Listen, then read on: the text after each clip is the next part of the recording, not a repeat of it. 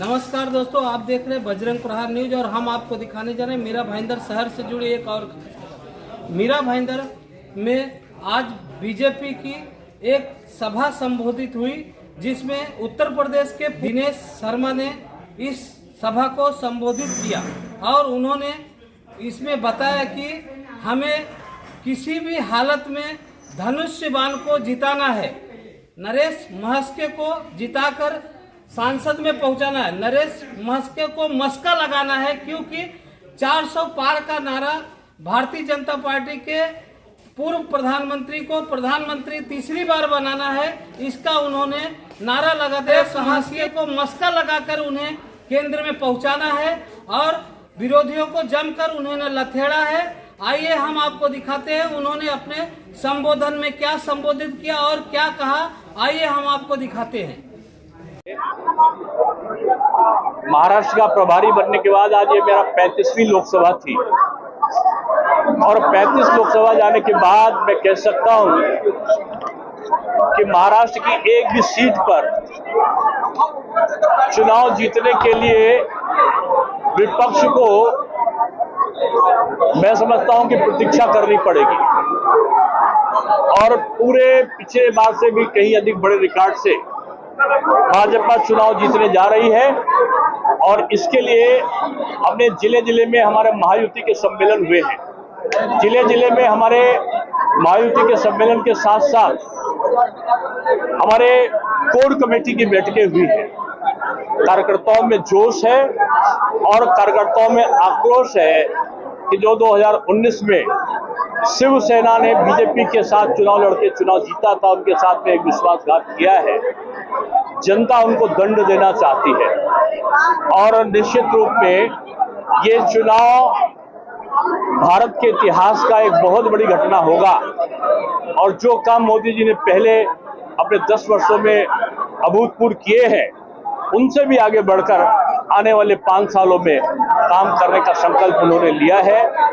महाराष्ट्र में मोदी मैजिक चल रहा है और मोदी मैजिक में जो मोदी लहर है वो अब लहर नहीं, जैसे जैसे चरण बढ़ रहे हैं 2 चरण में मैं समझता हूं कांग्रेस का क्षरण हो गया है, शिवसेना उद्धव पक्ष का क्षरण हो गया है और भाजपा लगभग सारी सीटों पर आगे है।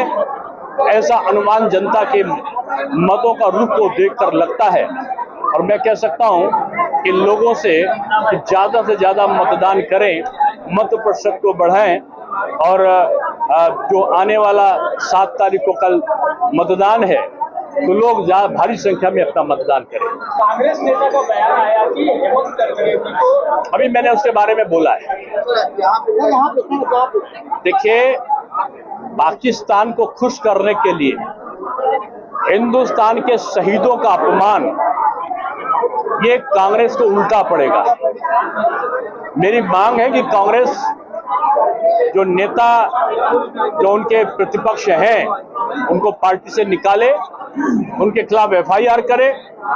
उन्होंने हिंदुस्तान में जो शहीद हुए हैं उनका अपमान किया है और मैं कह सकता हूं कि एक तरफ वो विचारधारा है जो रात को 3 बजे आतंकवादियों को फांसी से बचाने के लिए पैरोकारी करती है कांग्रेस की सरकार, दूसरी तरफ वो विचारधारा है कि रात को 3 बजे उनको फांसी दिलाने के लिए जो संघर्ष करते हैं वकील उज्जवल निगम, उनको भारतीय जनता पार्टी अपना सांसद का टिकट देती है। इन 2 विचारधाराओं का चुनाव है। धन्यवाद।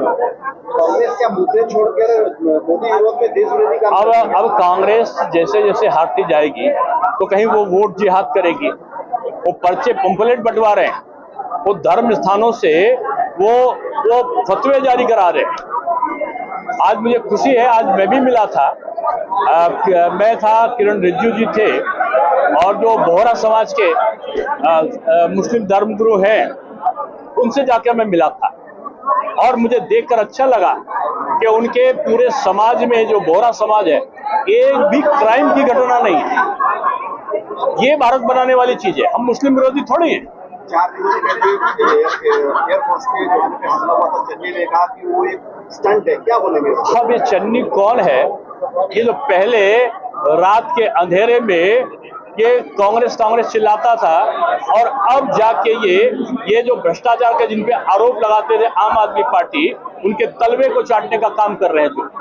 चन्नी की बात का कोई अहमियत नहीं, इसने सैनिकों का अपमान किया, शहीद का अपमान किया है। कांग्रेस को इसका जवाब देना पड़ेगा। सीधे मोदी जी पर हमला कर रहे हैं।